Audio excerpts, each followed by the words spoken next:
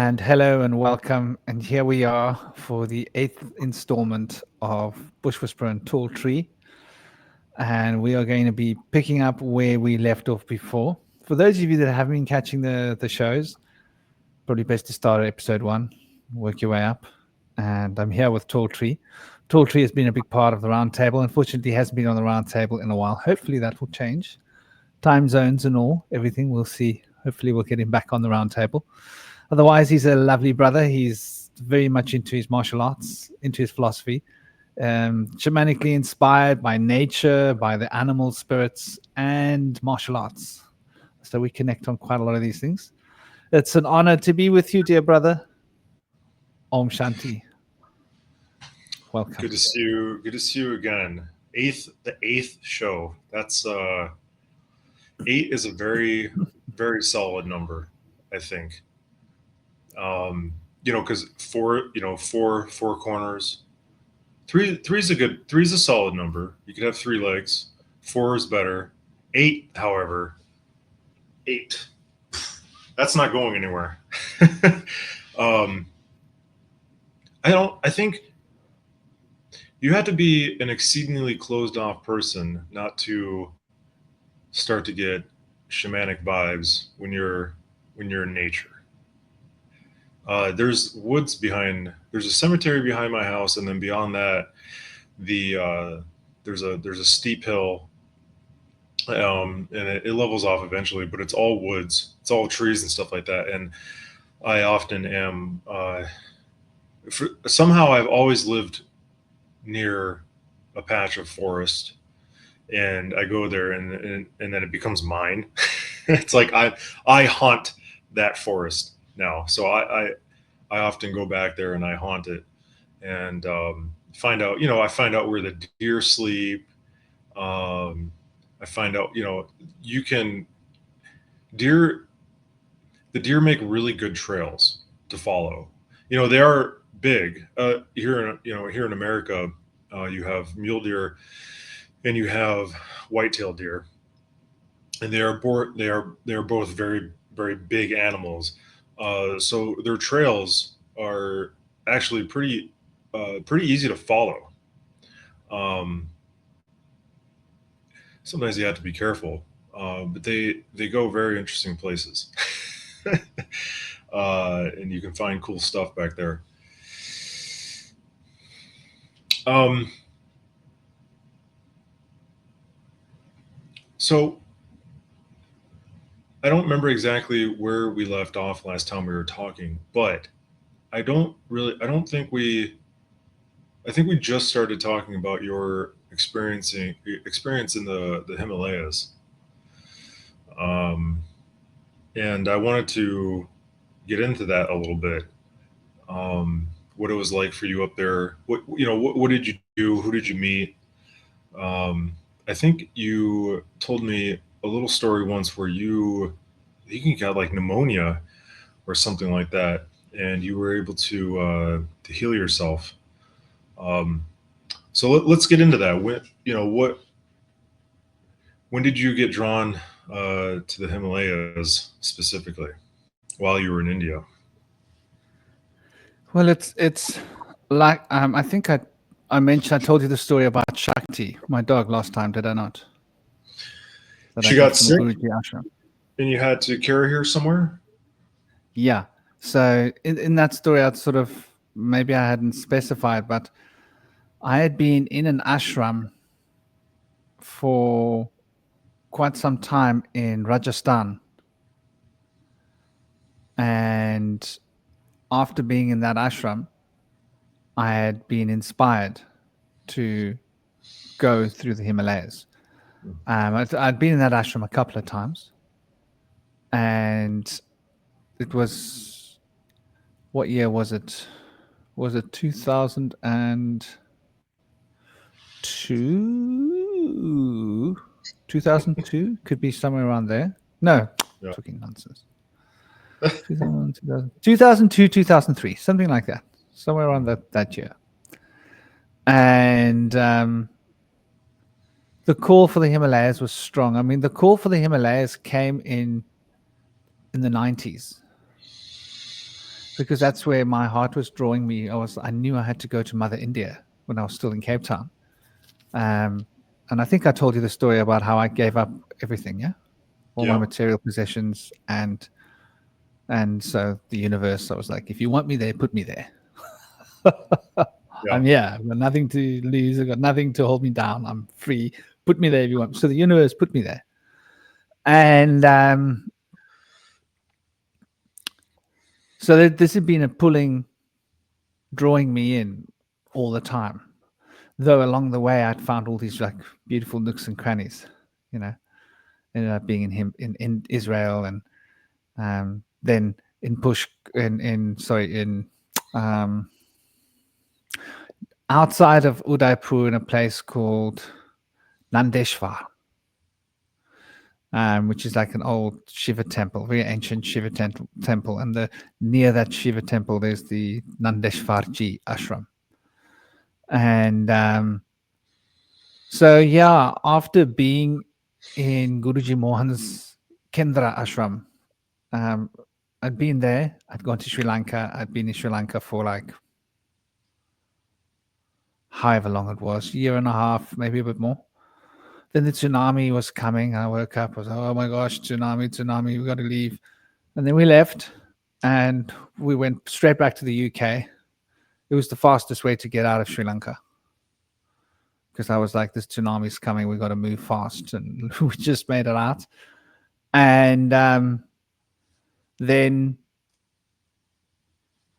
we came back after a little while of visiting family and whatnot, back to India, and of course, Rajasthan. The eagles in Rajasthan spoke to me. I connected with these beautiful birds, and I used to draw these eagles towards me. They wanted to be near me. I had this thing with these eagles. They would like come right up to me. Everybody was like, "Wow, they're not scared of you." I was like, "Yeah, well, why would they be? Look at me. I'm a happy, smiling guy. You know what I mean? Why would an animal want to be scared of me? I'm not gonna. I don't even eat animals." So, um, so that pool had been there, and it was at that point in the ashram that the pool was getting so strong. I was like, I've got to go, and that was when I got Shakti. So it must have been about 2003, going into 2003, sometime around that sort of. No, not into, during 2003, some point during 2003 that we ended up going to the Himalayas, and then I was there for quite some time, some years, and like I told you before, I did all sorts of crazy stuff there. Like I took vow of poverty, didn't want to touch money, just sat and just like drew everything from the consciousness field that was needed. All sorts of interesting, weird circumstances. Like I'd be like, I need to sit in this spot, like in the middle of nowhere, and just sit there for hours, and then someone would rock up and say, like, they happen to be coming on that place where I'm sitting, which isn't near a path. It's like in the middle of nowhere. Like you wouldn't see anyone there. Someone taking a shortcut, and they'd be like, "Wow, like you're sitting here meditating all alone up here, like in the middle of nowhere. What the hell's going on?" And I'd be like, "I'm just sitting here meditating." And they'd be like, "Well, come and take a look this way. There's this like cool ashram. There's this cool Babaji here. Meet him. He's really cool. And come and meet my family." And so, okay, we'll flow down, and one thing to another would take me to the next place. And everywhere I went, there was something I had to do, some mission I had to complete. Somewhere, someone would need some kind of help. Someone would there'd be some reason to be there. It was very interesting how the universe kept filling, build it and they will come, right? So like the universe, when you put yourself out there and you just hang, the universe takes you where it wants you to be. And when the universe puts you where it wants you to be, there's a reason to be there, and that reason becomes very clear. It presents itself to you. It's fascinating the way that works, because we go through life pretending that there's this free will machine, that I'm in charge, I'm in control of every choice that I make, in control of every decision that I make. But when we just say, you know what, guide me, I'm not leaving the spot until you guide me, then you get guided, and Yeah. it's quite powerful. Um, as you're the sense the sense that I get, it's almost as if it's like all things are connected. All things are connected, and all things are happening all at once. Um, and there's some sort of benevolence to the way the universe works, and we're we're a part of it. We're You can't get away from it. But there's this other thing that we can convince ourselves of, um, that will we'll pretend it's something like free will or something like that, and it'll drive us. It drive us to places where we think we want to go. Um, but to to me, when I think about myself, my own experience doing that, it's more of like when I reflect on it, it's more of like you're acting as this like battering ram, and the battering ram, it can it can smash its way through things, but it's causing damage. Um, but I've also had the experience of, like you say, opening your opening yourself up and letting yourself be guided, and um, and that's that's been a, that's a much more um, peaceful path. It's easier. It's easier. Um, it's subtle. It's like you really got to calm things down, especially internally. You got to calm things down to be able to pick up on. Um, it's like I don't want to really say intuition, but it's almost like a pull. Like you're pulled. You can feel it. You're like, oh, I'm being pulled. I'm literally being pulled in this direction. And like you said, oh, there's this spot. All right, well, I feel I feel like I'm gonna sit here, and you trust it. What can it hurt? I'm just gonna sit here. Oh, it comes along, and takes you somewhere. And you gotta. There's a lot. I mean, I don't know how in America at least. There's a lot of social expectation from from your family and friends and just the general culture, and it all comes in, and then it becomes your own, and then you think you have to do all these things. Life can seem like a spectator sport sometimes, and we are the show. Hmm. And so that expectation becomes like a, yeah, I think I'm lucky in a way that I never gave too much credence to that. Ever since I was young, probably because I spent a lot of time on my own, my attitude was always like, hey, I don't expect anything of you. Just be yourself, live and let live. But then I reserve the right to live and let live. And like, it's all good and well, whatever you think, fine. But this is me. Take it or leave it. You don't have to hang out with me. You don't have to be around me. You make your choices. I'll make my choices, but this is what I am. Take it or leave it. I always had that sort of take it or leave it attitude.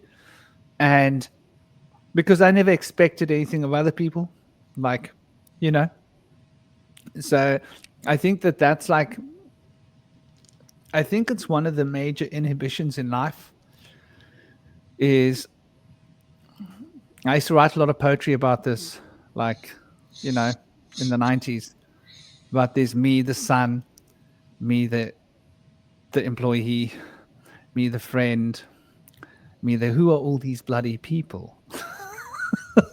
Me, the friend, doesn't do well in the workplace. Me, the employee, doesn't do well in the family. Me, the familiar person, doesn't do well in public. Can't go around in public like leave your wallet on the table. You could do that around your family. Leave your money and your wallet on the table and your phone on the table. It's all good and well, right? Right. And you know, um, oh, you need to get some cash. You can use my bank card. Like you do that with your family, but you won't do that in public. And the same way, you can't treat your family like public. So we've got all these different boundaries that we create for ourselves, and they're like different alter egos. And I don't think we realize that it's the first doorway towards disassociation, or what used to be called schizophrenia. It's a very mild form of character association with, okay, I'm that person now, then I'm that person there. And why aren't we the same person all the time? Why do we need to wear all these different uniforms, proverbial uniforms for like different environments? Shouldn't I just be able to be this inner child all the time? So part of my mission into the Himalayas was to just be the inner child all the time and not be any of those things. And so that's why people become sannyasi, or um, you know, What does that mean? a sannyasi is somebody who's devoted to spirituality, Hmm. and so they basically give up who they are. Usually, they'll even give up their names. They'll give up anything. They'll give up whatever. Um, and in that process of giving up who they are, they don't play those roles anymore. Hmm. They just become one person that's the same person, and they don't be changed who they are, in order to find that inner stability of character that we lose when we're playing all these different roles. Because every role that we play, we lose a little bit of our integrity, just a little bit. And the more roles we play, the more integrity. And if we play enough different roles, we start to become really confused about who we are. And if we continue along that path and don't pay attention to it, we can become like psychologically challenged. And if we go all in, throw all our coins on the table, we can become fully schizo. You know, Yeah, I agree with that. I think about different group situations I've been in, and different people that I've met, and how they absolutely seem completely out of their minds. Like, they'd be like normal people and stuff, like, but then you talk to them and you're like, oh shit. there's a um, there are many layers that I'm dealing with here. Um, I last night, my wife and I were eating dinner, and I was roaming roaming around on YouTube, maybe looking for a video to watch, and I came across this video that said that, what was the title of it? It was like, I don't know, like 10 or so places in the U.S. that basically they don't have. There's no road. They're like complete wilderness. So there are these pockets of wilderness. Quite a few of them out west, where it's like, several mountain ranges, or wide swaths of desert, where there's no roads, um, or anything like that. It's just completely uninhabited. Usually a lot of bears. And as I'm watching this YouTube guy go through it, I'm like, the word monastery came to mind. I just kept on thinking monastery, monastery. That these huge these huge places of just, uh, epic untamed wilderness are like these monasteries. And I guess it's kind of tying in. You're giving me some ideas what we're talking about right now. It's where you can go to these places and you can completely be yourself. Everything everything can get stripped away, and you can just be yourself. You can just be naked out there alone. Totally at one with yourself. there's something very powerful about being naked in nature. very powerful. It's like when I spent a lot of time naked in the nature, I would like to have become a Naga Baba when I was in India. I was thinking, gosh, this Naga Baba seems like a cool idea. They're the only ones that are allowed to walk around naked. Nobody messes with them. Mm. They just don't ever wear clothes. Mhm. And like it really appealed to me. I thought, damn it, these guys are onto something. Because you feel that good when you're in nature and you're not wearing clothes because you feel a little bit like an animal. When you take off your clothes, you realize that you're an animal. When we're wearing clothes, we're all sophisticated. Oh, I'm sophisticated. I'm wearing clothes. Wearing shoes and wearing flip flops and wearing sandals. And I've got this top on. Look at all the sophistication, all the like technology and intelligence that went into manufacturing my garb. And then you take it all off and you go, wow, I'm actually like an animal underneath all of this. I've got like hair on my body and I'm like an animal. So I think there's definitely something to that. And you say the word monastery. So it makes me think. So mon is moon. Mm. Steady means star in Greek. Mm. So a monastery is a moon star. Interesting concept. Mm.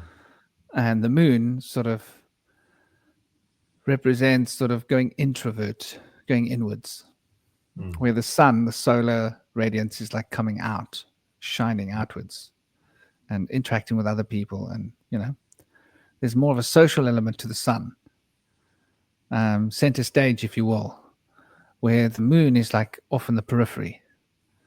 And moon star obviously means like the only stars that you can see near the moon are the stars that are far away from the moon, right?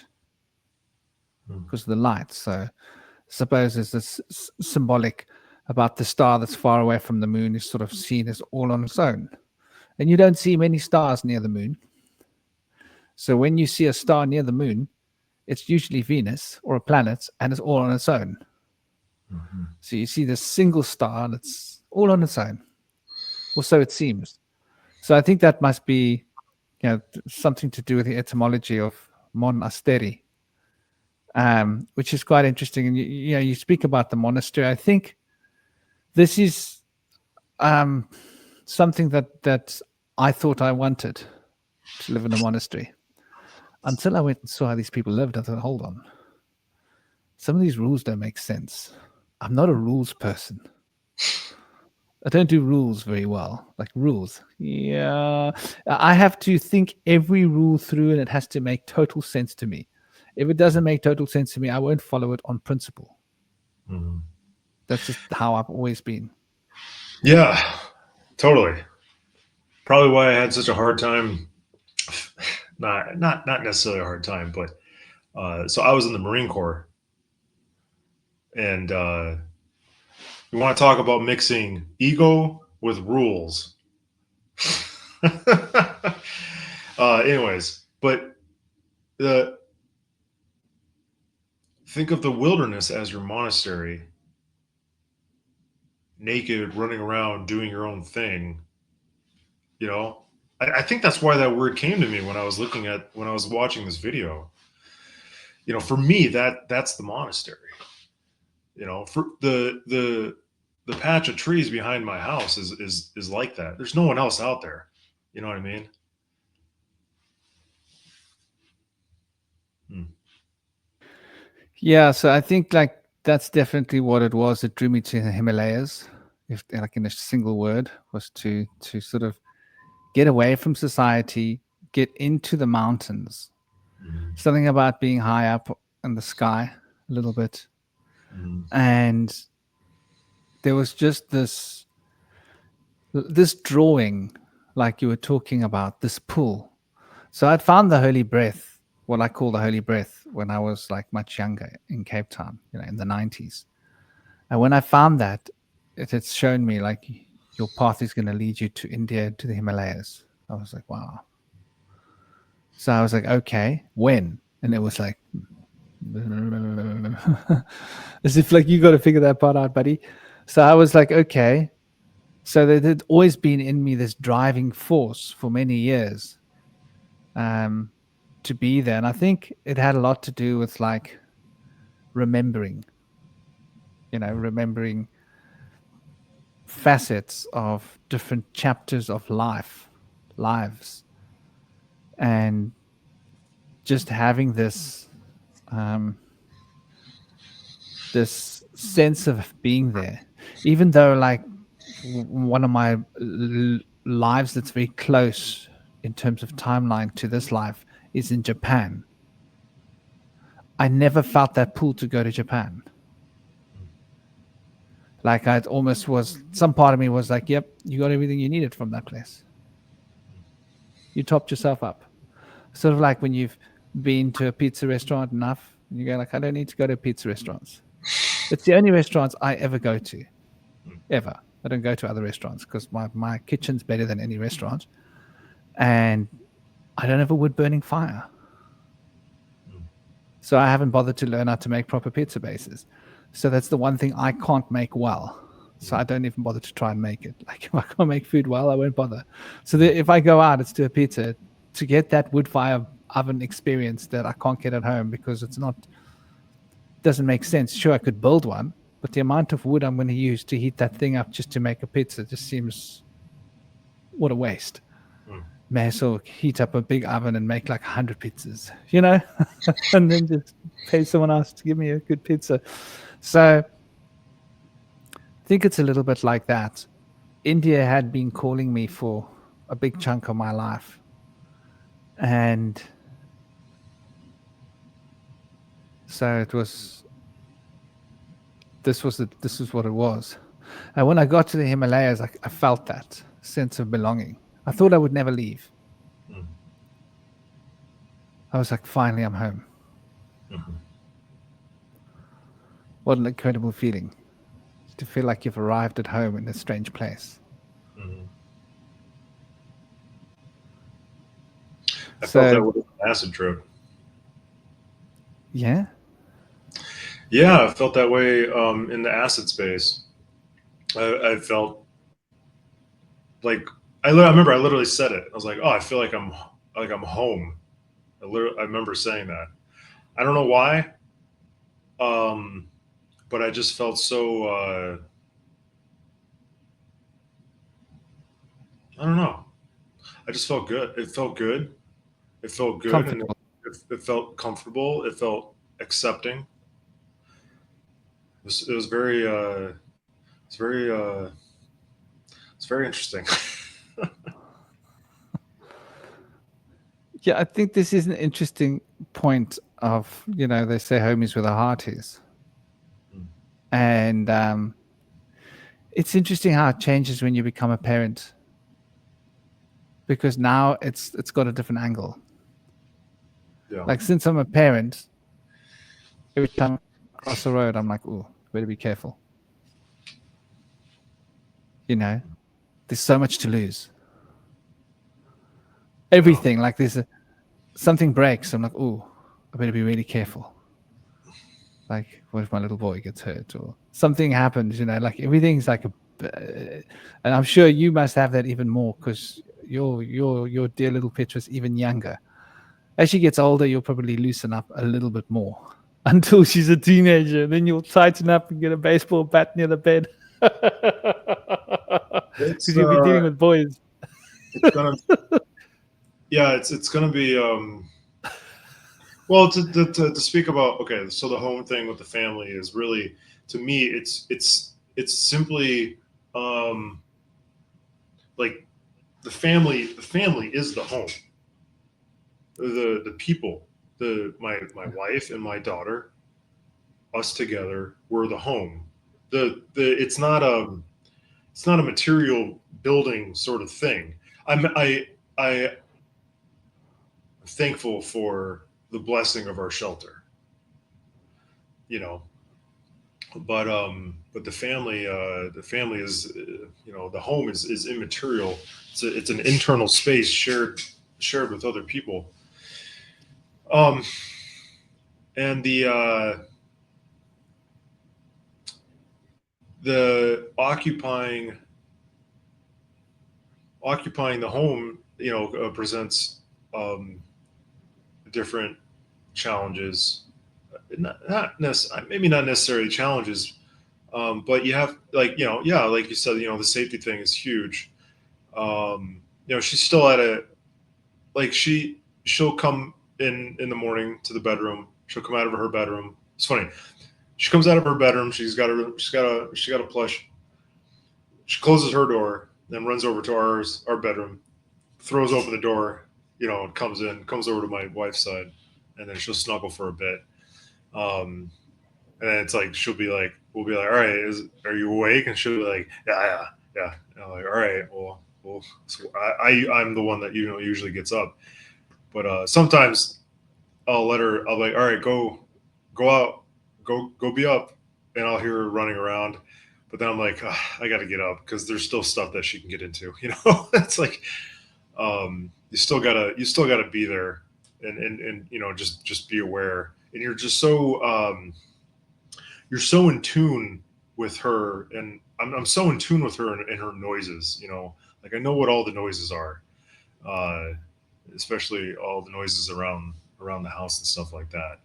Um, I could go on. I mean, like I'm like any parent. I could just go on and keep talking about her. No, but that's right. And then everything else, you know, everything else, like when you leave the home, you know, Mhm. you got to be healthy. You gotta be strong. You gotta be healthy. Nothing can happen to you. Where maybe you take more risks when you don't have a child.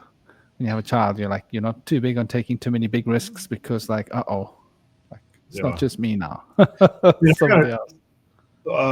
earlier this year, I got invited to go. So I'm in Washington. I got invited to go to South Carolina, I think it was, to shoot some video. But I turned it down because I simply did not want to be away from my family.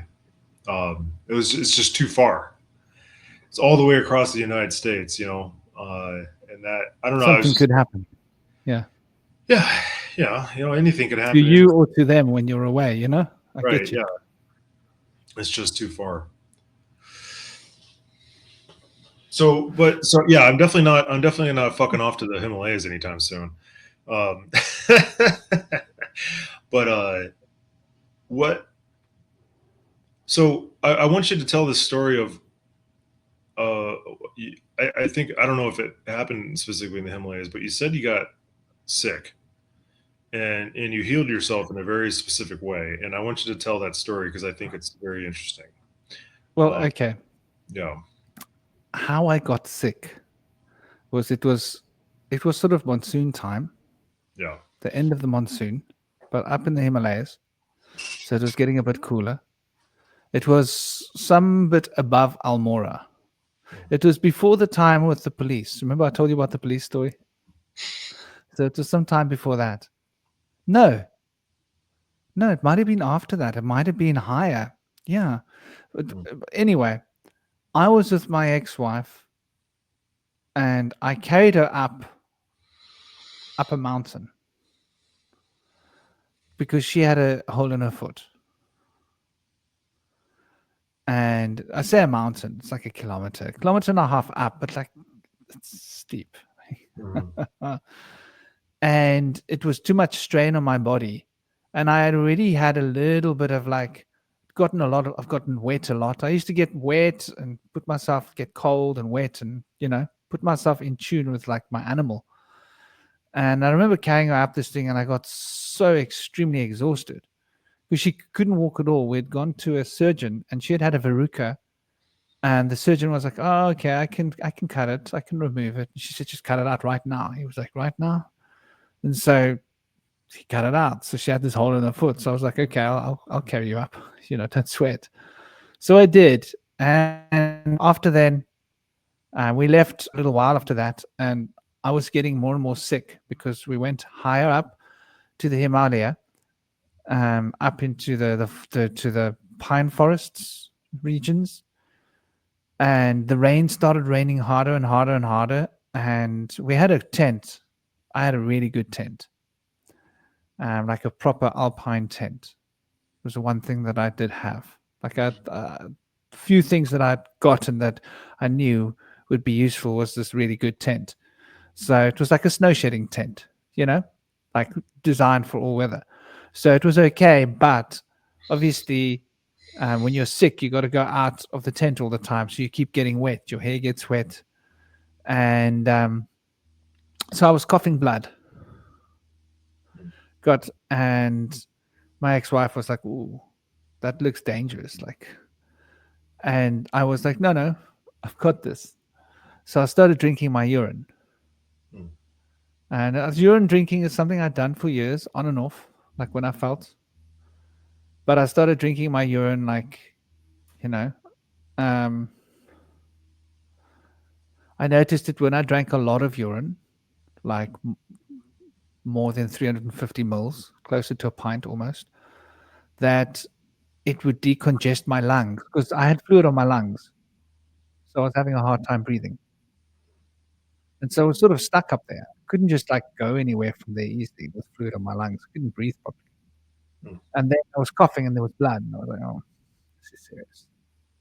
And so I would just bless my urine, drink my urine, bless my urine, or create the urine, or dispense the urine, bless the urine, make it holy urine, holy water, and then drink it. And then drink water, and then go and urinate, and then drink the urine and drink water, and urinate and drink the urine and drink water. And so I was flushing my body, and it would make me sweat out of my pores a lot because I was also having a fever. Mm-hmm. So the urine, I noticed every time I drank it, it gave me about 45 minutes of it's got decongestion agents inside your urine.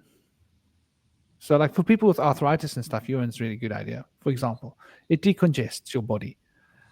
And because I was drinking the urine and pushing it with water, I had a lot of fluid coming out of my skin. And obviously it makes your liver and your kidneys work harder to purify your blood. And it makes your bladder work harder. And so you keep urinating. And the more you drink pee, the more you drink water, the more you want to urinate. And then the more I urinated, the more I drank urine. But I just kept adding water to this thing. And then I'd let out some urine, like a little bit here and there, but I was actually didn't want to let out any urine. I kept drinking urine, kept putting it back in, recycling it. So I was drinking about 4 pints a day, maybe more, 4 pints, 5 pints a day, but consistently throughout all the time. And that was better than decongestant pills. And I was like, wow, this is pretty cool. I can breathe nicely after. And then that would wear off. Oh, then the fluid would start filling up my lungs. And go, oh gosh, I want to be coughing blood. So I didn't want to cough blood. So I kept drinking urine so that I wouldn't cough blood. Because I knew that like if you're coughing and there's blood coming out in your spit, like there's a big problem. This is this is not good. So I just drank urine like this for about a week. And I was fine. So I basically purified whatever it was in my blood out of my blood by really working the liver, kidneys, bladder hard. Hmm. And so basically I would urinate about, and I'm not exaggerating, 15 times a day, Mm-hmm. 16 times a day, and I would drink all of that urine. It almost makes you think about those. I don't know what they're. I forget what they're called, but the blood filtering machines. Do you know what I'm talking Yeah. about? Where they can hook you up to this thing and your blood Yeah. goes through it? Yeah, it almost sounds like that's Dialysis. okay, dialysis. Yeah, yeah, that sounds like what you were doing. You know. Yeah. Yeah, and it doesn't. It sounds like it's not necessarily the urine itself, but it's how your body uses the urine that also helped. Yeah. Yeah, it's incredibly interesting. There's a lot of salts in there, Yeah. and those salts then move through your body. So your body becomes an osmosis machine.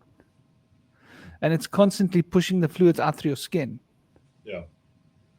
And in the process of pushing the fluids out through your skin, it's cleaning your blood. Yeah.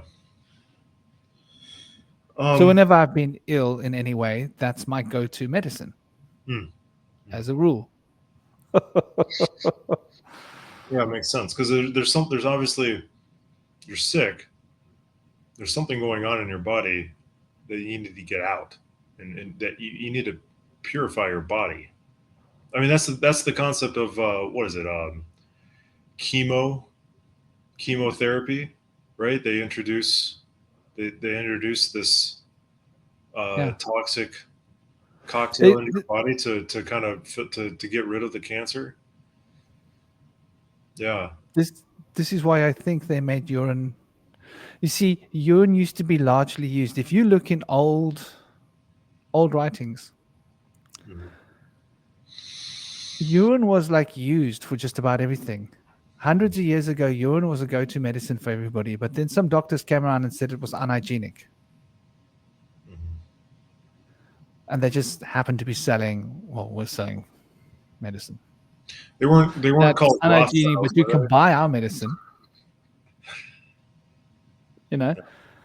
And that became a thing, and then that brainwashing got given to us in educational systems in schools to teach us that urine was dirty, they? Mm. so that we would get this ooh, and then we would rely more on the medicines that we were being sold. Yeah. And so it opened up a financial industry which has now become the second biggest industry on earth, which never existed as a financial industry in a big way. Yeah. You And got to. so I believe that the reason they made urine demonize it was because I think that they've known about cancer for a long time, and it was a plan that's been sitting in certain groups of people that wanted to make money, that were thinking like how we can turn this into a bigger industry. And they were having great visions for how to move their industry bigger. And so urine, for example, there are actually there are actually things that are extracted out of urine that removes carcinogens from your body. And I read about this like 20 years ago. Wow. I was like, so there's actually stuff that they will go and they will extract it out of your urine, and they'll make a medicine for you that you then drink that medicine, and that will help to remove carcinogens from your body.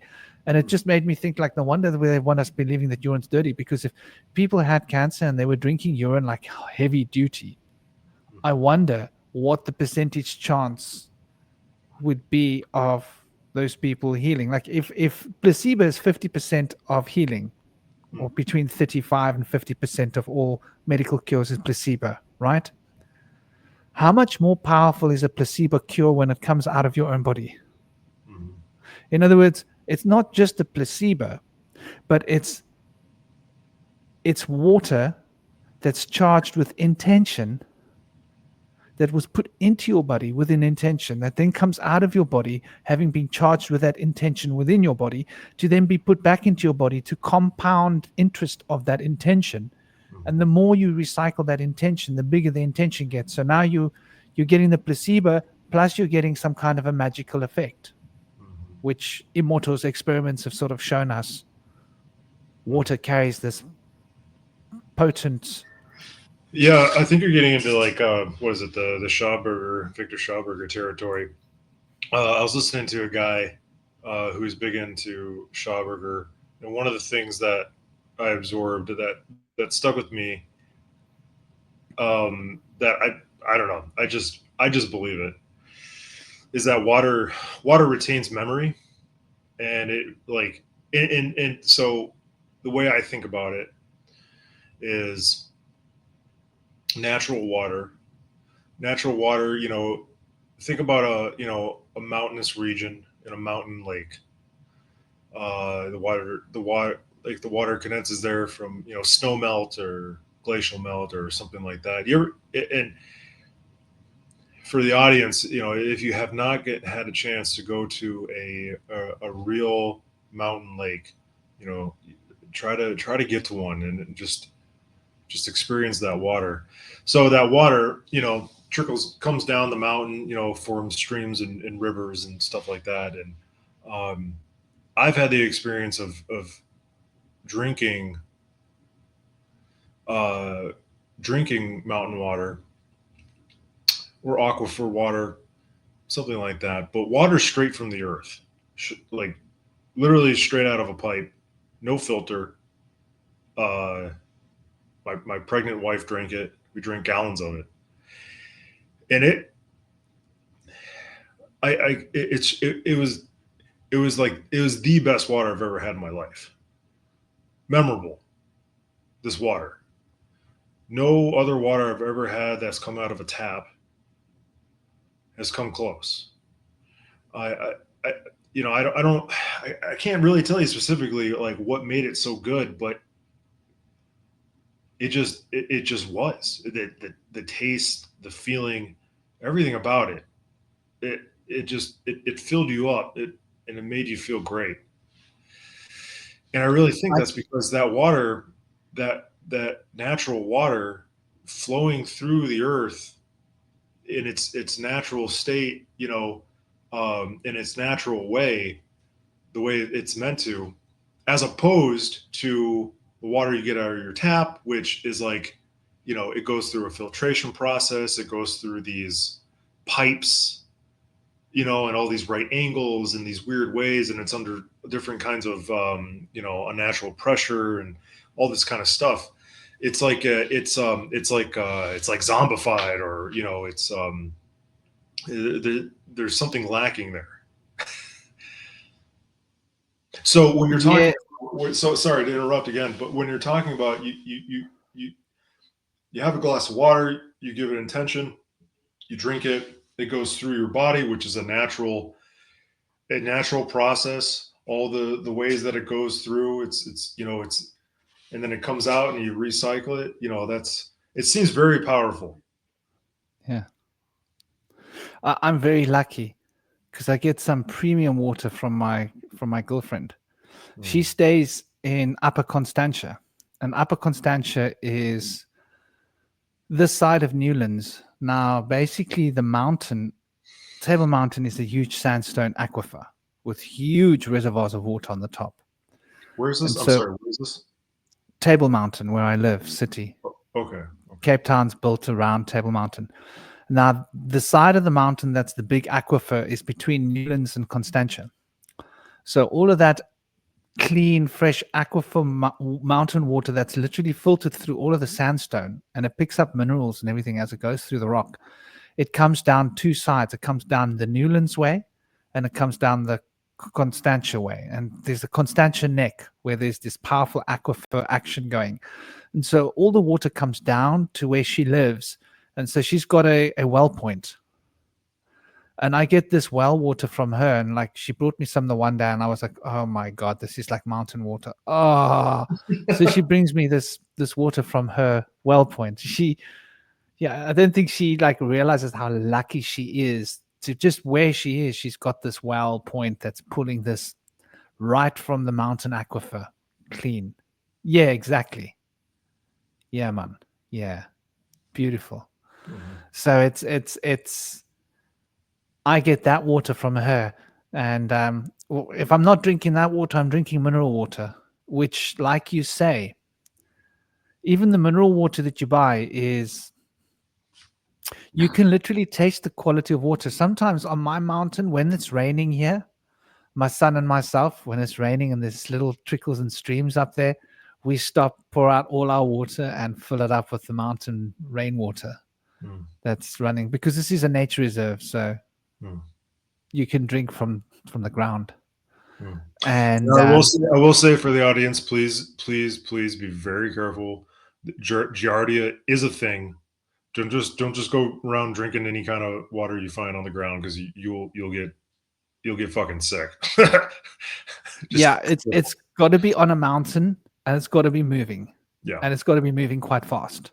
yeah. So like we're on a mountain which is quite steep, so you got these little streams trickling down, moving very fast, and it only comes during the rain, so it's literally fresh water falling out of the sky, moving. And that water, when you drink it, like my little boy was like, oh my gosh, daddy, this water's so sweet. He said, Mm. it's like cool drink. I said, yeah, my boy. And so, like, whenever it's raining, he says, "Oh, maybe we'll get some of that sweet water." He calls it sweet water because it literally, I don't think it tastes sweet. I think it's a psychic thing. Yeah. Like That your water that I was talking unconscious is about just, was sweet. you Yeah, just yeah. can't drink enough of this water. I know. I know. you, Yeah, it's like you your know body, when it's you good have because that it tastes like it. if you have that for the first time, you literally that's all you want to drink. Your body remembers it and it craves it, and it's like what the. And then you go home and you drink some water from the tap. You're like, what the fuck is this? For real, man. It's it's that natural water. That's what we're supposed to be drinking, you know. But it's hard to get to. You got to be in a specific place. So in the Himalayas, you're drinking fresh water on the streams. Hmm. And the only thing you got to watch out for in the Himalayas are leeches. Okay. Sometimes in the water, there's leeches. Gross. I hate leeches. Yes, you got to watch the water. Like you can't just go down and suck the water from the ground like a press up position, which would be a nice way to drink. Honestly, when I can, I love that. But like when there's leeches, you've actually got to look at the water. You got to look at it carefully because he's got these tiny baby leeches, and you can Yeah. drink them, Yeah. and they'll find a way to get into your nasal cavity. Oh, Jesus. No They thanks. set up shop in your nasal cavity. Yeah, no thanks. Yeah. Um, well, on that note, let's take a brief pause, okay? Yeah, man. Let's just before we there we go. We're back. We're back. So where were we? Where were we? Talking about water. We were talking about water. We were talking about the Himalayan water. I mean, they must have some of the best water. I mean, it's not all. There's only a few places, some places that have monsoons. Um, so what's the effect of the monsoons on the Himalayas? A lot of snow and rain up there.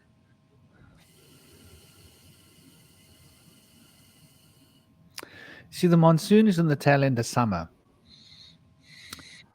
But sometimes over the last sort of 15 years, that started changing. The same as like now we're getting monsoon here in Cape Town. We never got it. Monsoon means summer rain. Um, so yeah, what effects is that? Well, like, do you like mosquitoes? The No, mosquitoes is a big part of the effect. no, they can go away.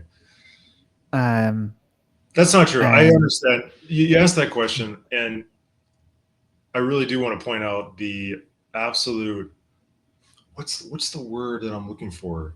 The biomass of mosquitoes and how so many higher forms of animals, birds and lizards and bats and all these other things, other bugs, they can just dip into this mosquito biomass and just get all their nutrition. But it's like of course the mosquito would get get its sustenance by just blanketing the earth and sucking from it. I don't think they get sustenance from us. I think they eat pollen and stuff like that. What do they do with the blood? I think it's only the females that suck us, as far as I know.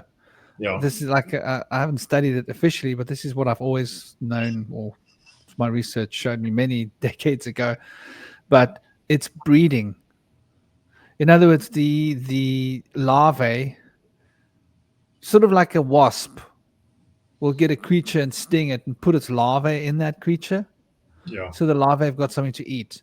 I believe the blood is nutrition for the larvae. Mhm. And then they put the larvae with the blood on top of the water, little pods. And then the larvae come out and they got something to feed on in the water and they grow.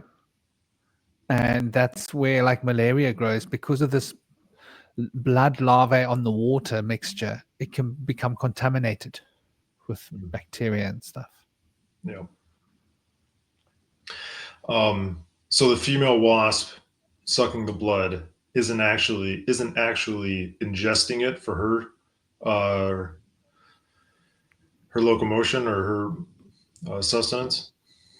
As far as I know, as far as I know, I actually haven't checked in many, many decades because I've just always known that since I was in school.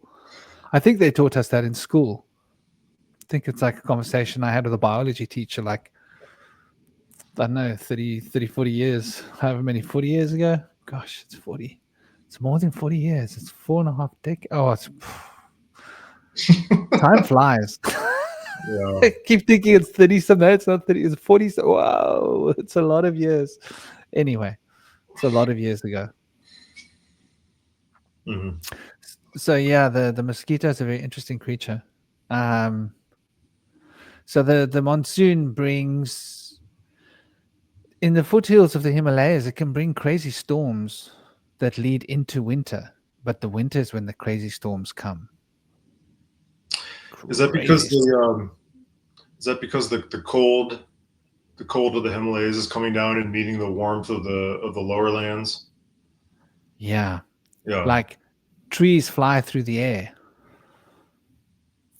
Wow. Trees get uprooted and thrown around, and it's like we get a lot of wind here in Cape Town, but up there I saw some crazy storms and electrical storms and all sorts of like, phew, wow, there's a lot going on here. Let me impart this observation I once had when I was driving through, I have to say, northern Texas. When I looked to the south, it was at nighttime, and I looked to the south, and I think it was nighttime. It was either nighttime or those clouds were so dark it just made the impression on me that it was a night. And now my memory is that I was driving around at night. But the lightning down there was, it was like boom, boom, boom, boom, boom, boom, boom, boom, boom, boom, boom, boom, boom, boom. It was like this staccato of lightning that I've never seen before. Like I grew up in Michigan, near the in the Lower Peninsula, but more north.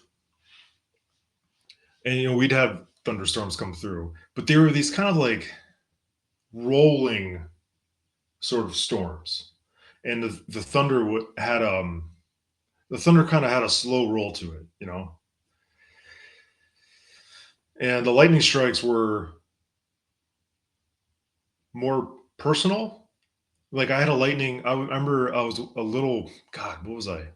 7. I must have been 7 on the standing at the front porch outside when a thunderstorm was rolling through. The rain's coming down and the thunder's rolling. But there was a lightning strike right in front of my house in our field, like close. Like you think about how big a lightning bolt is, and it strikes, maybe 75, 100 yards.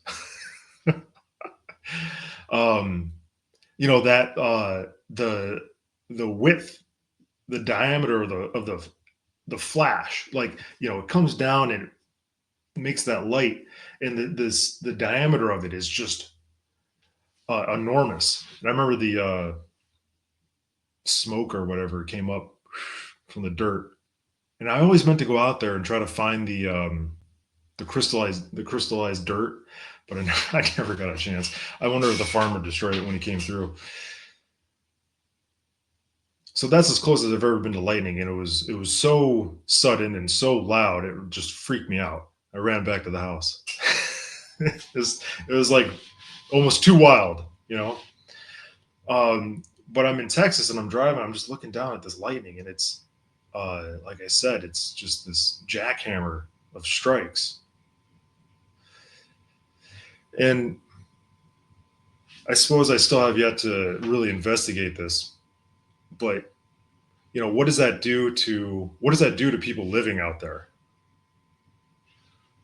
That's the storm that they're like. That's the kind of storm that they're used to. Just you know, barrage, like artillery during like World War I trench warfare of lightning strikes. And what is the lightning itself? How is that the strikes to the earth itself and the soil and all that? Like, how does that? change that soil to make it do certain things. So I think, Yeah, it's an interesting bunch of questions, and it's fascinating too because, like, I remember in Cape Town, we used to get some heavy thunder. mm, Like when I was a child, well, child, teenager, the thunder was so much it make your whole house vibrate. yeah. Like all the walls and the windows would vibrate, Hmm. like there were cannons going off. And we used to get a bit of lightning too, quite a bit of lightning. Like when it stormed heavily, and gale force winds, and roofs being ripped off, and all of that nonsense. Weather's changed quite a lot. Like now, the thunder and the lightning seems to be less. My son loves it. His favorite track in the world is Thunderstruck by AC/DC. He loves that track. And so Nice. he's like, That's catchy. oh, daddy, look, there's thunder. There's lightning and thunder. Quickly, let's go and swim in the sea.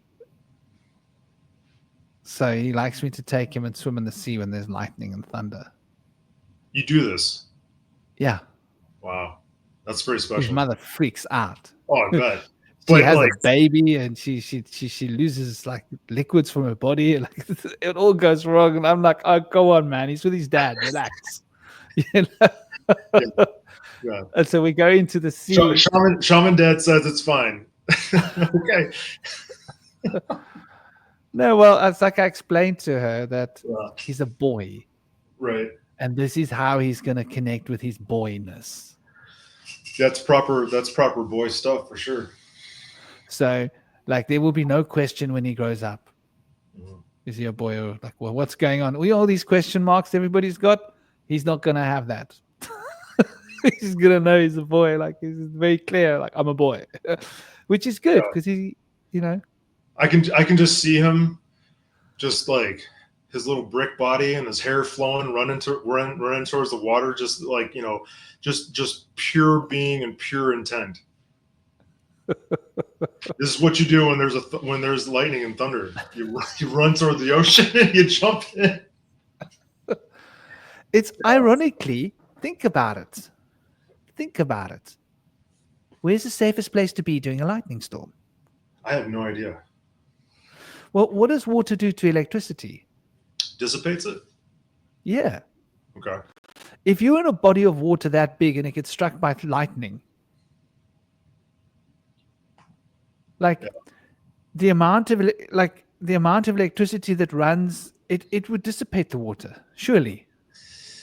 The electricity. Yeah, I had to think about it. I'm thinking about the education, the lightning thunderstorm education that I've gotten over here in America. You don't stand under trees. Yeah. Because the lightning can come down and that's where the trees are gonna fall. Yeah. It's a field. It's like things move as fields. It's not just like we're used to think about like bullets and arrows, and a javelin. It's this thing, it's very pointy. You throw it, it has a trajectory, and it hits a target. But something like lightning coming down the tree, it comes down as this like, whoosh, this cylinder that has a core and energy coming off of it, striking this thing, and you get yourself too close to that, and it just it takes you out. You just got hit by the hammer of Thor. Yeah. I reckon the other point, real quick, the other point that I was going to get to was that the other side of that is like where you can sit in your car because it's got rubber tires, and it will dissipate the energy and stuff like that. But yeah, I don't, to be honest with you, I just don't know more about, being safe around lightning. Don't stand out in the middle of a field, I guess. But you're going into the ocean there, and it's like, you're kind of like this one thing surrounded by water. Yeah, Seems very but vulnerable. but your whole surface area of your skin is touching all the water. Mm. So there's no one. There's no like your body doesn't polarize. You see, when you're standing on the earth, your body polarizes because the earth is what is the earth? Is the earth negatively charged? And then your head will become positively charged. I And so believe there's it. a polarity between the negative and the positive charges, ions. Yeah, makes sense to me That, because it feels like the positive would attract something like lightning. that's how bees know which flowers to go on. How's that? They're sensitive to electromagnetism. You know, And so the flowers are, let me double check that I've got this right. they can sense the electromagnetism of the flowers. That makes so much sense to me. That's how, like, of Charged. course they would know. They know it because they feel it. Like I'm sure there's like a scent and whatever, however they see that factors in. Sorry. Flowers are negatively charged Yeah, and bees are positively charged, yeah, which helps bees find flowers and spread pollen. interesting. Because the negative and the positive, the Yeah. the collapse of that field brings some sort of balance, and all things want to. All So they things are trying to. literally follow the electricity. They Mm, allow the magnetic electric field to guide them to the right flower. And yeah. once that bee goes onto that flower, it loses some of its negative charge. Okay. And then that bee is carrying that pollen, and that bee becomes more neutrally charged. The bee goes back to the hive, puts that positive charge, that negative charge, into the hive, then becomes positively charged because it has given off its negative charge and it is ready to take that positive charge towards the next negatively charged flower.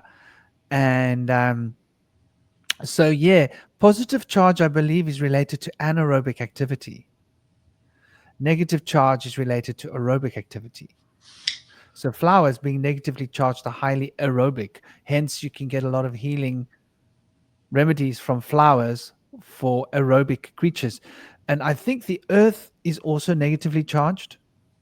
So, this polarity when your feet are on the earth, I believe there's like a shift of there's like a potential between the tip of your head and your feet, which is why if you're lying on the earth, you're less of a target, right? Like that's what they tell you for lightning. Like if the lightning's hectic and you're out in an open field, lie down. Makes sense, doesn't it? Become the same charge as the earth, right? Yeah. There's definitely yeah. What I look into the electromagnetic field that each of us have, and I read something where there's literally like you have this like electromagnetic charge like coming up off of you, and that's what the lightning bolt like comes to. So the sea is negatively charged, and the so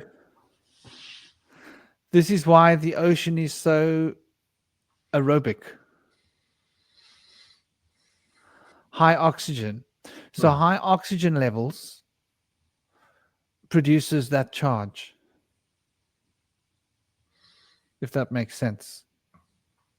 The higher the oxygen level, I think CO2 produces positive charge. So what are trees?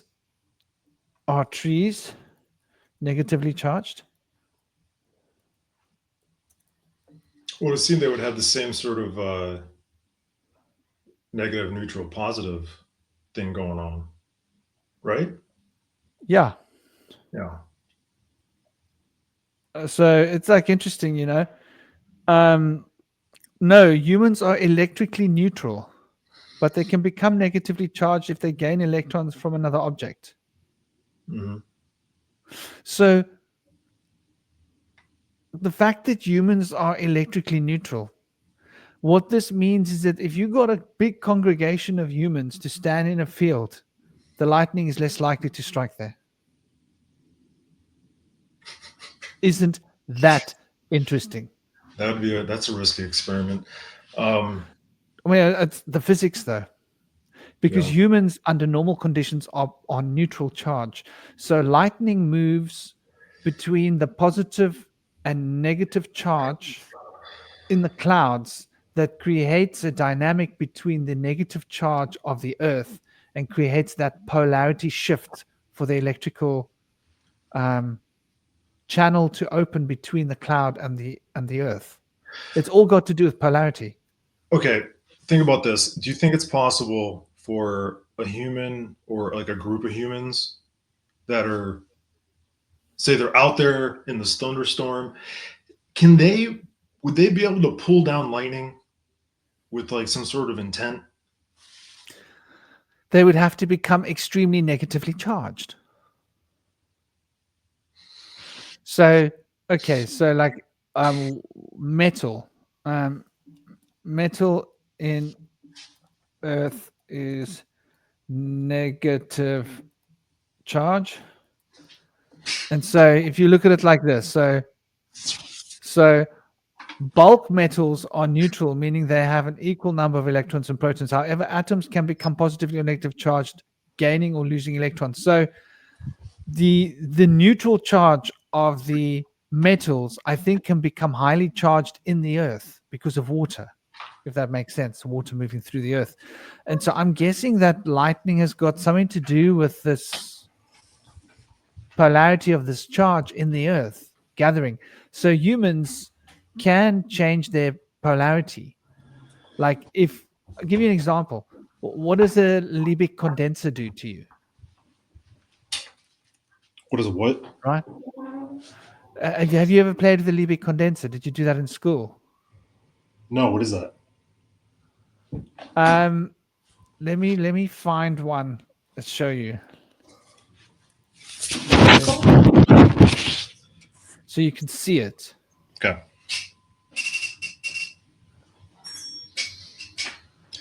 Um, Liebig condenser. Man, where's the ones that we used to have in school? Um, Ball condenser. We used to have a ball that was a Liebig condenser. Okay, so I can't find a good picture of it here. Not like the ones that we used to have. Dude, look at this. I was wearing my sweater and it says Adidas. And now I put on my fleece and now it says Columbia. Dude, Sorry, what does it say now? it's now it says Columbia because it's the brand. But it was just funny how I was like, it was Adidas and now it's Columbia. Like, I fucking hate. Sorry, I don't mean to swear so much. I hate brand. I like hate branding. Like I just want the piece of clothing for what it is. Like Yeah. if it's by this, it's fine. But you can put that back here. Yeah, they're so. It's just such hubris. Look at me. I'm fucking badged. This is where the military puts. I believe it's your name tape. It says Marines or Army over here. Then this one's your name tape over your heart. Yeah. You know what I mean? Isn't that a weird Yeah. place where we just decided that this is where it's not? It's not like on the hem, right? It's a fucking badge, like across your heart with this branding. Adi. Adi. So okay. Adi. You It's a got little Adi sorry. It's a little. Shakti. I'm like riffing here. I'm sorry. It's a little. Um, I just lost the word. It's diabolic. You know. Okay, that's it. So um Adi Adi Shakti, yeah, is like the primal force. I'm trying to find a Liebig condenser picture. So Adi Okay. Shakti is the primal force, Yeah. and so Adi means like primal, like the original, right? The word adi. Oh, The das means 10. das means 10. Das means 10 in Sanskrit and in Hindi. So adi das means the primal 10 or the original 10. It's a very occult term because we're talking about the Kabbalah here, the original 10. All right, interesting. 10 fingers, 10 digits. The Ennead completes its cycle in 10. Takes 10 to complete the Ennead because it goes from 1 to 9 and then it completes itself in 10 because 10 is a super octave of 1, right? If that makes sense. So What is the Ennead? the Ennead is the 9. So like basically this is ancient Greece. The Ennead is the 9. In India, the 9 is the fundamental number. They never used zeros. Okay. So there were only 9 numbers. There still are only 9 numbers. 10 is a composite number consisting of 1 and 0. So in order for 9 to become 10, it has to add itself back to the beginning. 1 plus 9 then becomes 10. But 9, there are 9 actual digits, right? Because 10 is a repeat of 1, if that makes sense. 10 doesn't have its own number. It's 1 and something else. So yeah, the Ennead represents the 9 potentials. In India, you draw a horoscope, which is like a Saturn square. So what we call a Saturn square, magic square, in Western occult, in India is a horoscope. That's how they draw a horoscope. They got 3 blocks, 3 blocks, 3 blocks, and they 9 astrological principles, the 7 planets, and the head and the tail of the lunar wobble, right?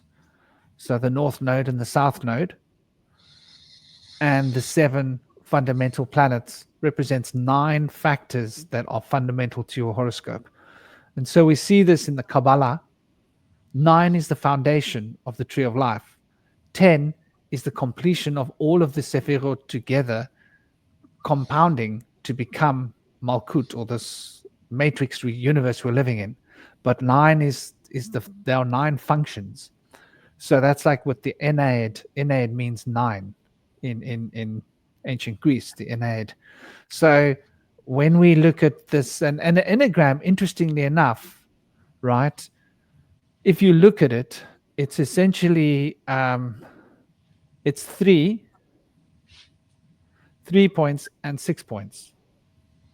So if you take a hexagram and you add 3 points into it, you end up with an enneagram, right? So the 3 fundamental points that are repeated in the hexagram up and down become the enneagram. So you've got 3 cycles of 3 and 3 times 3. So 3 groups of 3.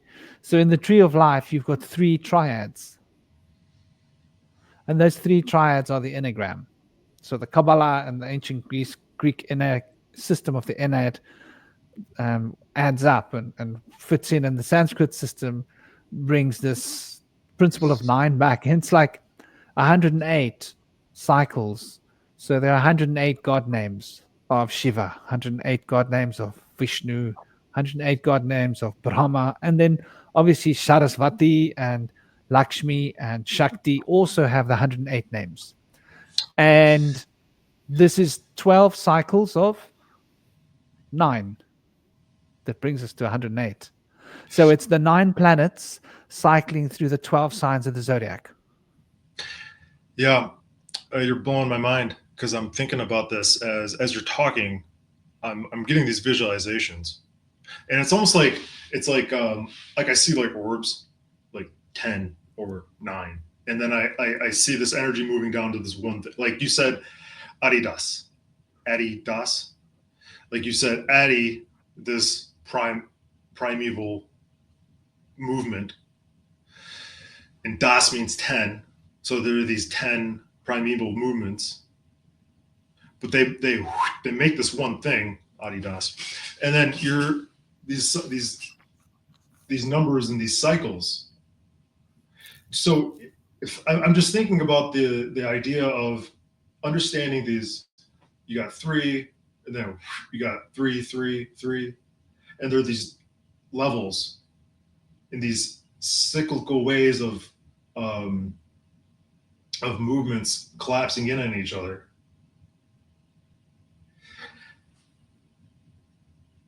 Then you got these names for them that you associate with deities. I'm like figuring this stuff out. Think of how long. What do you think about how long it takes? What are you inspired by to be able to discern these systems and then come up with language and religion, to try to get that across and make, but then, you get so close, something like you look at the Sephiroth, right? You get so close to being like, this is what it looks like. And then this is what these all mean. And then they do this and they do this, how do you discern that? And how does a place like the Himalayas help you discern that? Well, now we're talking about ions and lightning. There's a lot of lightning up there. There's a lot of energy. There must be a lot of pranic potential for lightning to happen because it's an electrical potential. It's an extension of the life force field. The Jedis would be like lightning rocks. Yeah, because it's a Jedi thing. So basically in the Himalayas, it's got to do with the water in the earth and the metals in the earth. It's like the bones of the world are made out of metal. And those metal bones of the world are like conducers for the electromagnetic interaction between the sun and the earth. And so the earth is a capacitor for all the photons that are bombarding the earth. And so it stores up all this energy. And then the bones of the earth become like magnetic. Right? Ferrous magnetism. And this obviously, as you know, creates electrical potential. Because if you take electricity and you core it around metal, it becomes magnetic. If you take magnetism and you uncore it from there, it becomes electricity. It works, it's two-way. It's a two-way street. They are like, you can create electricity out of magnetism. In fact, how does a windmill work? Magnets. The best windmills are magnets, and the magnetic potential moving creates electrical potential, which you can siphon off and charge a battery. Gotcha. So the bones of the earth in the Himalaya are like these huge metal rods. In fact, so I was climbing over Shringola. Okay, interesting. Okay, since you just said that in the Himalayas and the metal, it just kind of clicked for me. Like, what's going on there with those mountains in the metal and the metal inside? And the way they're becoming, okay, are they becoming more like this? And thus there's different potential, like greater potentials than if the metal was lying flat, like more on the lower lands? I'm guessing. I mean, I don't have the answers, but I can tell you this. My brain got scrambled when I walked past the biggest magnet I've ever seen in my life. It's like a ferrous, it seems like a monolith made out of magnetite. Wow. So and it's got iron in it. So magnetite has got like ferrous, it's iron. And so we walked past this mountain up at about close to 5,000 meters high. Right? It's quite high. And I was climbing over this place, and this thing on my right was this huge mountain, and my brain it fried our brains being close to it, because it was a big monolith. And by big, I mean like maybe thousands of meters up, like a cone of metal. Was it red? I didn't get close. I didn't go onto it. Look, this is high altitude, man. Yeah. We're going up this way. I'm with a guide. We're going that way. We've got to make our distance by the day, because you cannot be stuck in the middle of. You got to know where you are. And he was worried about the weather. He was like, "This weather's not right." And I was like, "Okay, I trust you." He knew the way. So climbing up, it's really dangerous. The people we walked past had to be airlifted out of there What because a happened? blizzard came. Oh, blizzard! Wow. Shit. Yeah, they had to. There was a big rescue mission that had to be done to save these people, and I warned them. They were coming up the mountain. I said to them, "Listen, turn around." They laughed. Europeans. I was like, "Seriously, dudes, there's a blizzard starting up there. You cannot go." We were running down the mountain so fast that we were like just about getting nosebleeds, because when you descend fast from altitude, you get sick, altitude sickness. And we were pushing it down the mountain to get down before the blizzard, because the blizzard was chasing us. So anyway, I'll never forget that big mountain. And when I went past it, I was like, "Oh my gosh, my brain. This did something intense to my Kundalini energy." Like my whole energy body was like vibrating so much when I went past this thing. It was like my chakras got overloaded, and I was like, "Wow." I was like, "This is what the Himalayas is about." There's things like this up here, directing all this energy from the sun to create these powerful magnetic fields that are affecting everything around it, and this interactive thing with all these mountains. It's big, heavy mountains. There's lots of quartz up there. Quartz is piezoelectric. It's creating electric charge. So you've got loads of quartz, you've got loads of minerals, and you've got loads of water. And let's not forget that ice becomes a crystal. And so it has crystalline effects. I wonder, is ice piezoelectric? Is ice piezoelectric? That's an interesting question, eh? Yeah. Never thought about it. Ice is generally considered to be non-piezoelectric, but ice that freezes under strain may exhibit piezoelectric effects. Are you with me? So I would say that ice freezing up in the Himalayan is freezing under strain, because there's pressure on the ice, right? Think about it. High altitude, wind, pressure on the mountain shaping. So, and the intensity of the coldness and the wind and the weather, right? Rubbing against the ice and making it freeze in a particular way. So I would reckon you get piezoelectric ice up there, which is generating an electric field. And then you've got these metals in the bones of the earth. And then you've got all this solar radiation up there that's not being filtered by much of an ozone. Right. So anyway, because it's quite far up to the north. Yeah. Right? So it's the thinnest ozone, isn't it? Like when you go that far north, it starts to get very thin. So I think that this is like partially what the Himalayas, why the energy is so intense and why you go up there to have spiritual experiences. Yeah, and just why they're so there's the concept of the holy mountain, mountains being holy. That electric magnetic field that you were talking about seems like something that the mapping of it, there should be a lot of resources being poured in there.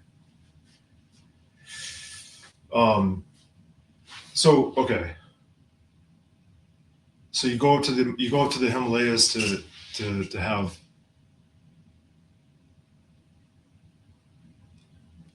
divine experiences, and then you associate that area, that place, those mountains with with divinity.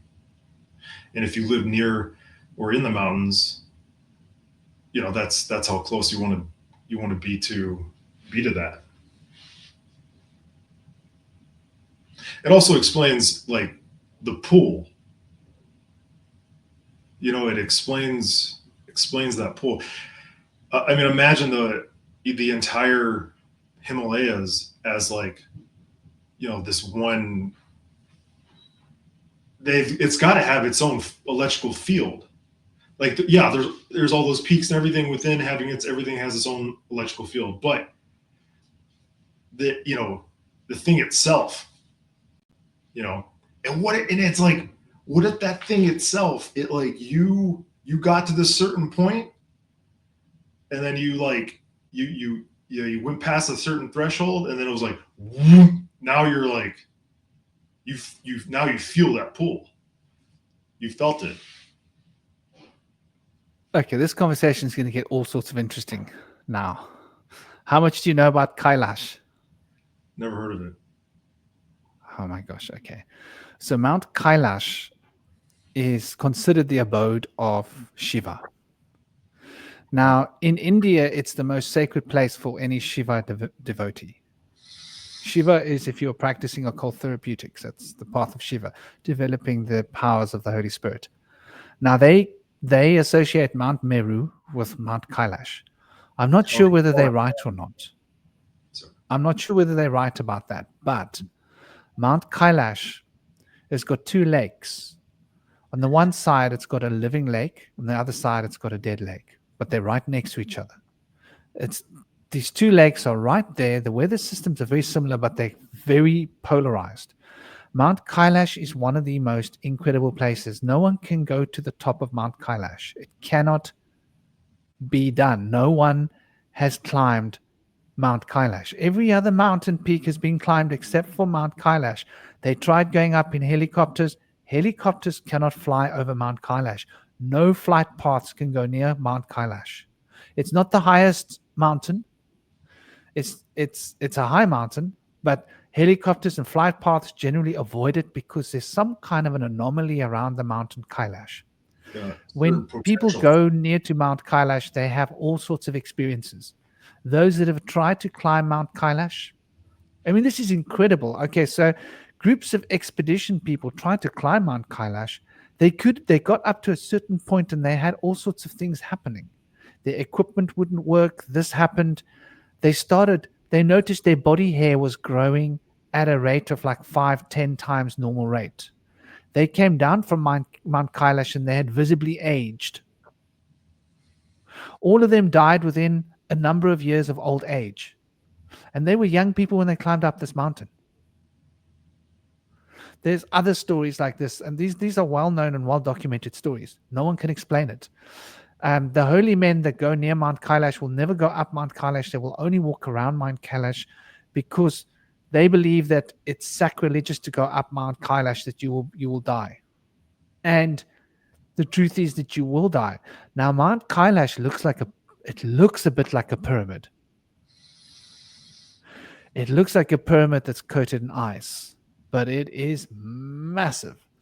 So there's all sorts of legends about what Mount Kailash is about. This Kailash mountain is an incredible.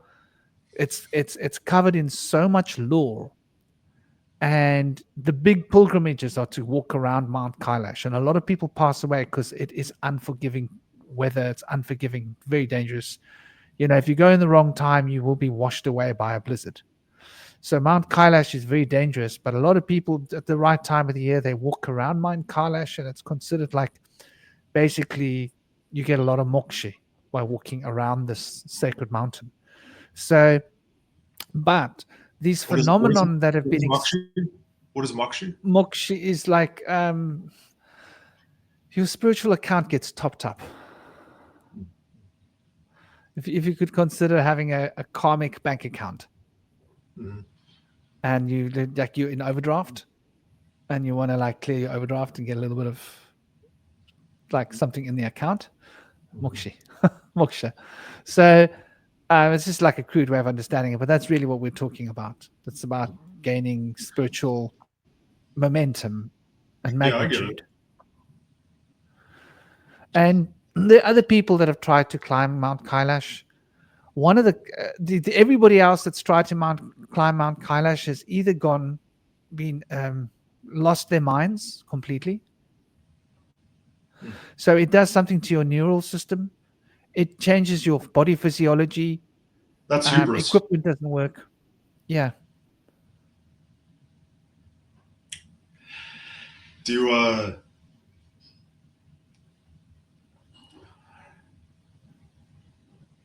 you want to hear what I thought? Yeah, sure. So you're being pulled. People get pulled towards Mount Kailash. Kailash? Yeah. Of course you want to get to the top. We just get that.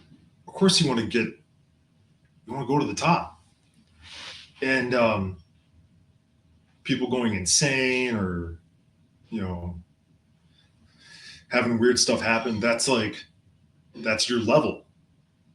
That's your level of pull. You can delude yourself into thinking that you're being pulled. You're pulling yourself, and then you die in a blizzard. And so it's like, okay, right? There's a thing that Jesus said, where like what is it called? The eye of the needle. Easier to fit a camel through the eye of a needle than a rich man to go to heaven. The path of righteousness is like razor thin. Well, it's like it would seem to me that the path to the top of Mount Kailash would be also, razor thin, perilous, of course, right? But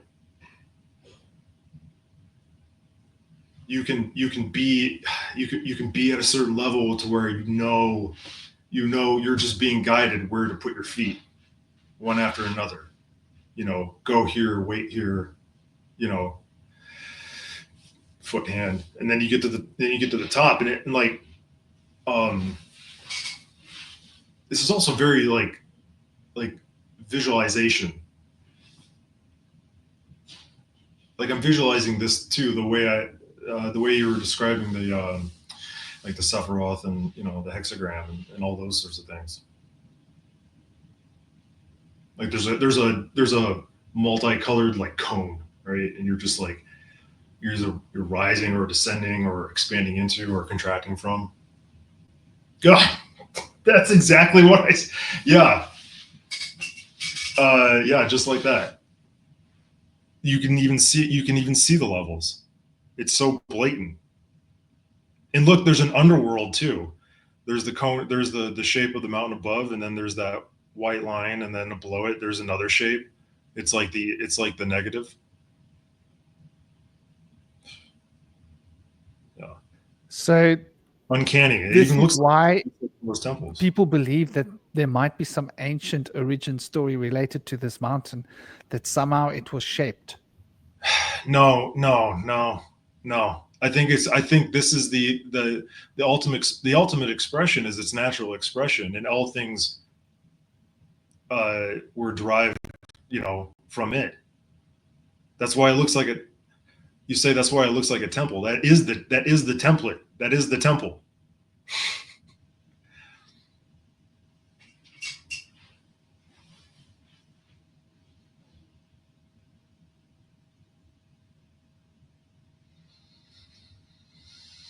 So yeah, the story of it is that they're related to the stairway to heaven. So um, when Led Zeppelin is talking about stairway to heaven, right? Like this is sort of what they're talking about. Um, so there's a Kailash temple, Kailash Natha temple, which is obviously not high up the temple, not high up the mountain. Um,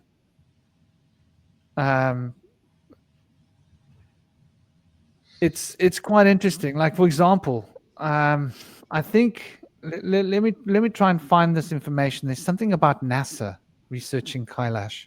Mm. Curiously, You went to this place too? I believe that NASA been spotted blazing in the top Mount Kailash on numerous occasions. There are these lights that suddenly appear. It's possible that the magnetic field here is to blame, according to NASA experts. The magnetic force here can sometimes meet the sky and produce such wonders. Sometimes it produces light, bright lights that are unexplainable on top of Kailash. I feel like that's going to be that's going to have to. Okay, so if we're going to believe in spirit, I would say that spirit is also um, it's also in these places too. It's also attracted to these places. And so if every once in a while some sort of phenomenon like like a light appears, uh, that seems like a very unique source of energy, and novel, and we all love novelty. Everything likes Could, novelty. could, could that be where pyramid technology comes from? Maybe they studied Mount Kailash ancients and they noticed there was some powerful electromagnetic effects that that shaped mountain had with the materials, and Yeah, they went off to find other materials and to duplicate this effects on the yeah, physical plane to create, I don't know, power stations or whatever they were using the pyramids for. It's just that shape of that mountain is just so fascinating. yeah, And you know, yeah. It's it's very like a human step to pyramid. yeah. You think about the pyramid, like like the Giza pyramid or whatever, Nubian pyramids, and the one thing about temples, like man-made temples, um, that can be that makes them overwhelmingly beautiful, and you feel like you have a spiritual connection in these places. The order of it, the lines, um, the repetition of pattern, and the fact that it's also human made. Uh, for some, that itself holds this energy. I think that is very healing. But I could totally see, like, if you were to meet a traveler on the road and be like, which way to draw me a map, right? And they would take a stick on the ground and they would scratch some pyramid looking things for mountains or whatever, and but it wouldn't be like a perfect image of like Mount Kailash. But you could look at Mount Kailash and be like, okay, it's got this line here, it's got this line there, it's got these steps and these three things, and it's like, can I also make this with certain specific angles and materials, perhaps material straight from Kailash. There's that giant scree field. Can you like, can someone worthy take some of that and like, try to make something out of it and then be like, oh, there are results here. Yeah, I am feeling a little something. Okay, like, let's get more material and scale it, and then do things in it. Because Yeah, humans. it causes us to look at the pyramids in a new way, doesn't it? And so there's this like thing about the Himalayas, like this kind of phenomenon, that's undeniably interesting. And I think like a lot of the mountains, they have these kind of effects, Yeah, but Kailash itself is just like incredible as a mountain. that was very cool. I felt like I was being drawn to it just looking at it on my computer. Yeah, there's this one lake that freezes over, so it's really cold up there. There's one lake that's freshwater; it never freezes, Mm. and it's alive and abundant. Wow. And somehow there's like a bubble around this lake, ecosystem, living things. On the next to that lake, there's a lake that's salty and dead, Wow. and The story behind it is that Shiva came and drank all the water from that lake and purified it and made him turn green because he used to be blue like the other deities. And so there's something quite interesting in that as a story. And I think that maybe there was ancient technology there. I think that the ancients may have used that mountain. There are stories behind it that the mountain's hollow, that if you get to the top of that mountain, it'll take you into the underworld. That there might be passages going down into the earth, and there might be ways to access. Like the inner earth stories speak about Kailash as being an important place where there's a fundamental entry point, and that there's this Siddhartha and there are these sacred places that you can find if you can get up there. So it could be sort of like, let's think about what happened with the North Pole when, what was that guy who took that um, squadron and military? You know who we're talking about? You're talking about God, what the hell is his name? Shackleton. No, the other guy. Anyway, he did a huge exploration. Um, um, Yeah, I believe. military Not sure. expedition to North Pole. What was his name? 1958.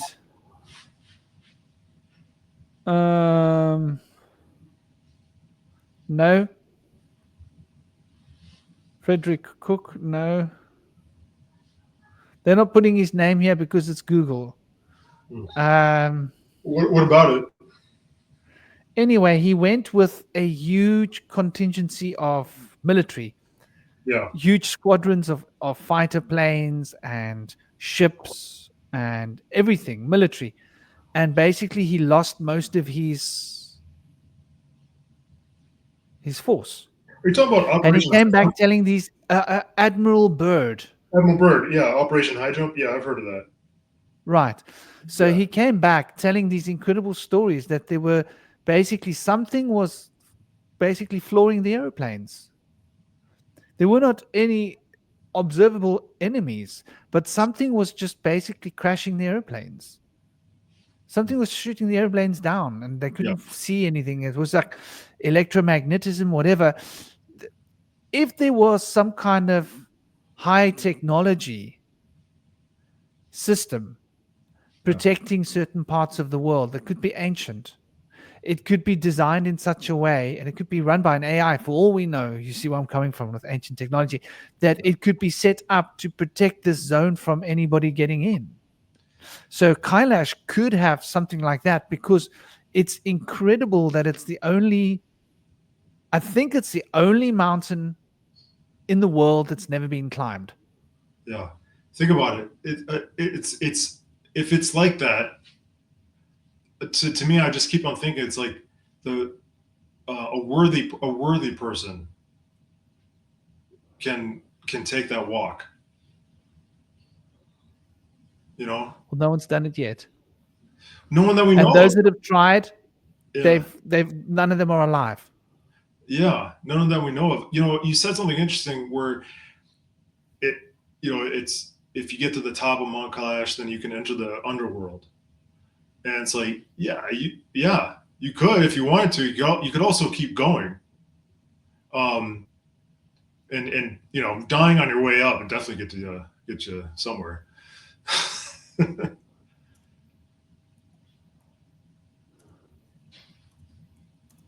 But maybe if you get to the top, you just you dematerialize into pure spirit and go someplace else, and that's why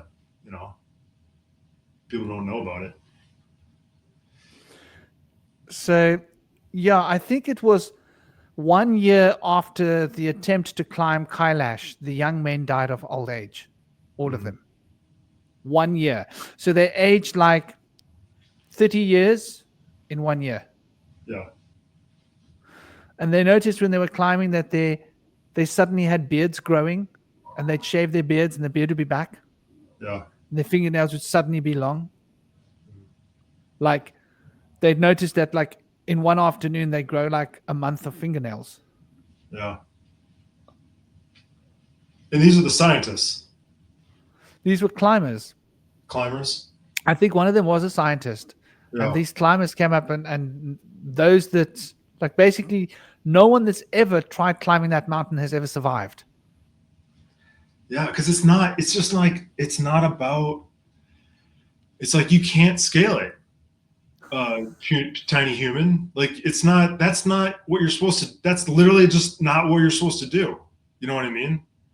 Yeah. You can come up with your plans, and you can, you can create the supply chains that give you the gear, buy the ticket, show up, get your Sherpas, line everything out, start walking.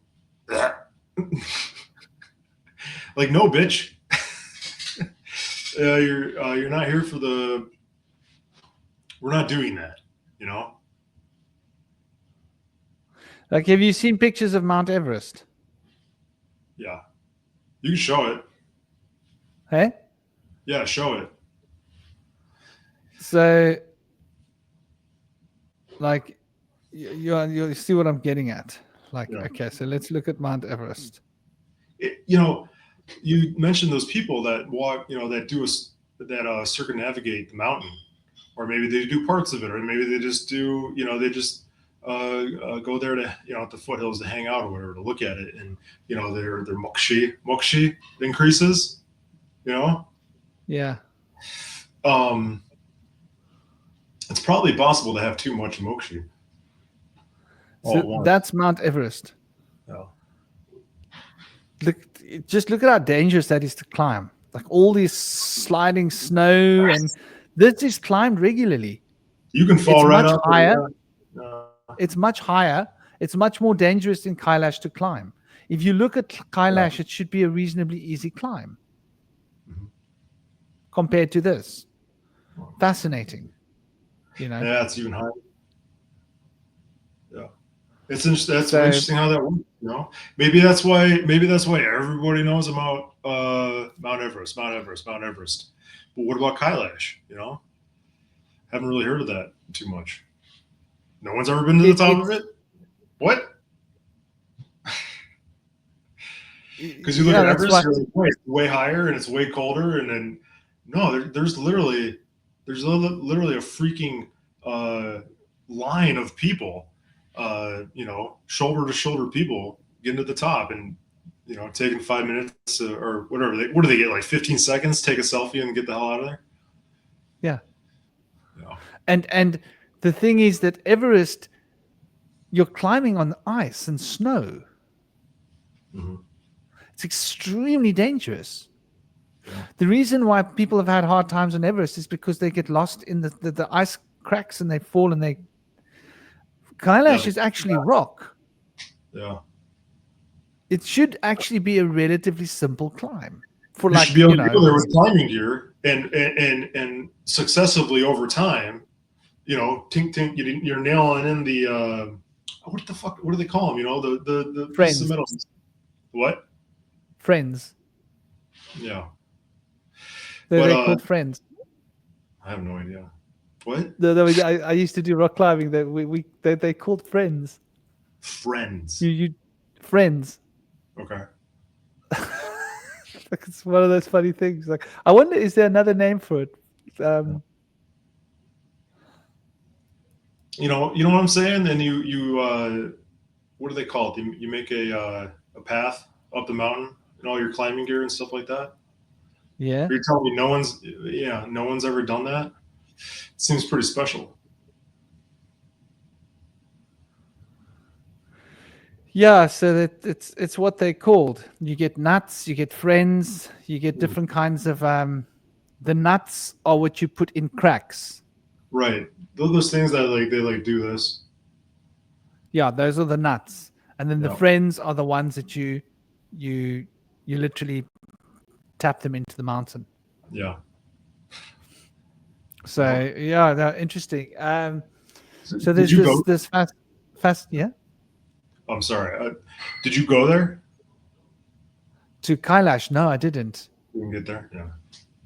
No, I mean you can't go up Kailash, and I was aware that like you can walk around the foothill of Kailash. I went other places where I actually went like, how high is Kailash? Um, that's an interesting question. Um, Kailash height. I don't think it's that high.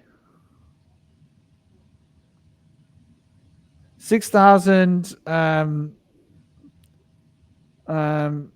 6,633 6,638 meters. 6,638. Wow. So that's like, it's quite high. That's- I mean, I've climbed over 5,050 meters. hmm. I think if you start going much higher than that, you might need oxygen tanks. Yeah. 5,000 meters, 5,050 meters, that's a safe altitude. You can probably go 5,300, 5,400 meters without, but I think when you start going above 5.5 to 6,000 meters, you might need oxygen depending on the weather. Yeah.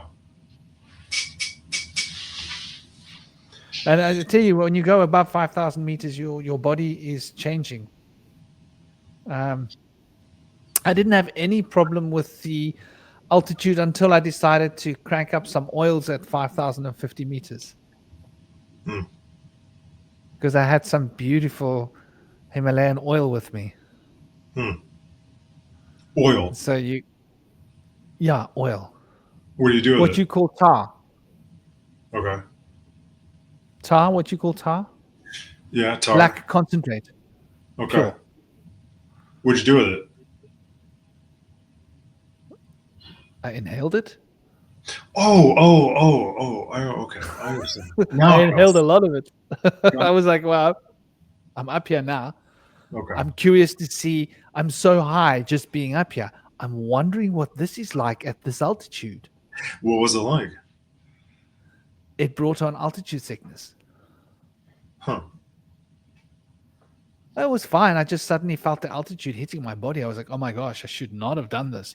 Pain in my head, because your physiology is different. You breathe different. Everything's different up at that altitude. You should not be inhaling anything but air. Mhm. So it was a Lesson silly learned. maneuver. Yeah. Hey? I said lesson learned. Yeah. So, but I'm like, yeah, I had to see what it was like for myself. For You know, sure. it was very interesting, to say the least. But yeah, so I went over Shringola, which is beautiful, which is from Kashmir side, Mhm. climbing from Kashmir. Yeah. And Kashmir is so beautiful. There's Mhm. something that's coming. You travel through Srinagar. In Mhm. Srinagar is where they've got the grave of Isha. Yeah, Mhm. Yeah. Isha, like who we call Jesus Emmanuel. Yeah. They got the grave there of him from like 2,000, more than 2,000 years ago, close to, Mhm. a little bit less. Yeah. Probably. And so the house where he lived, the place where he taught, it's all there. It's in the history books. Yeah, it's been documented for thousands of years in India. Yeah. So it's not a new thing. Like the ancient grave's still there. You can go to the grave. And from there Yeah. you travel down towards southeastern part of Kashmir. No, it's the northern part, southeastern part of Ladakh, which is the northern part of Kashmir. Hmm. Yeah, Well, and then you walk. I was gonna say it's been 2 hours, and I think we should save Cashmere for the next episode. So much love. Bless you, brother. Thank you for this lovely discussion. Yeah, it was a good talk. Uh, Sending you big love and your Too. family. And thank you all for enjoying this with us. Take it easy. Keep the smile alive. And big love and blessings to you all till next time. Om Shanti.